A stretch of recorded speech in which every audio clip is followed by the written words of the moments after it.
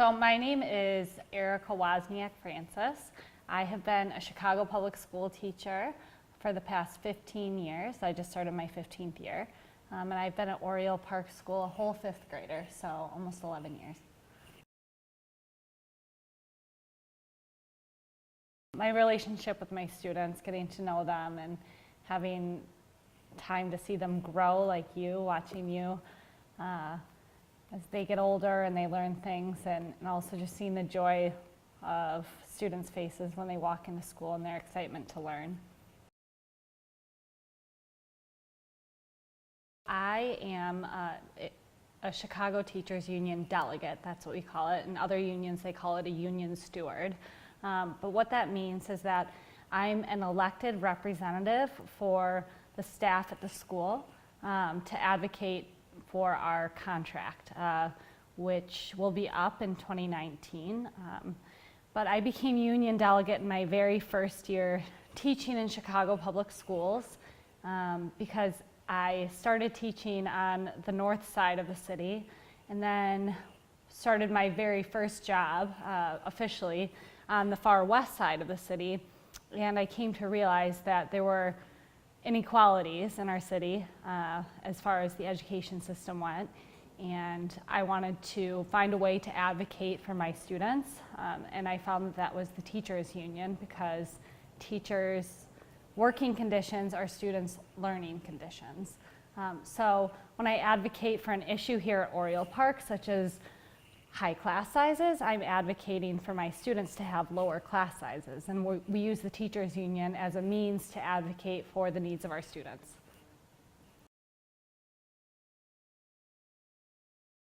I think when we look at the inequities in our schools, we really need to take a look at the inequities in our city, and I think that our schools are a direct reflection in what's going on in the neighborhoods in our cities. Do people have access to housing? Do people have access to good paying jobs? Do people have access to education?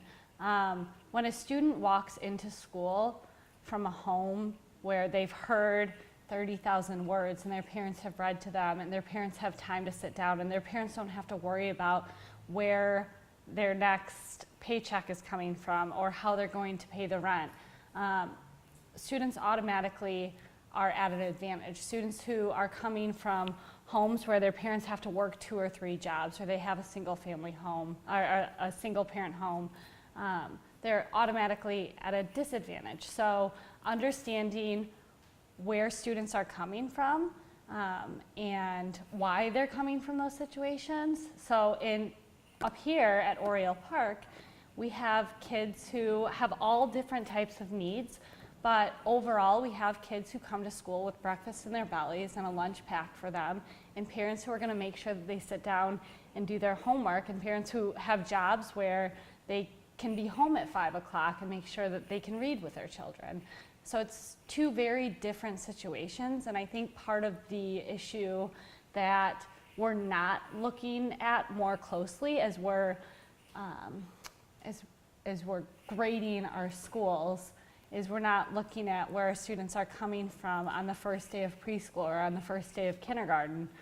And I think that's a huge problem, and that's something that we as a society and in the education system need to really start analyzing how we can better assess and better meet the needs of all students coming from all different types of situations. 2012 was a year where, of course, teachers in Chicago came together and we voted over 95% yes to a strike vote. And we did that because we work in schools and we continue to work in schools that are starved for resources.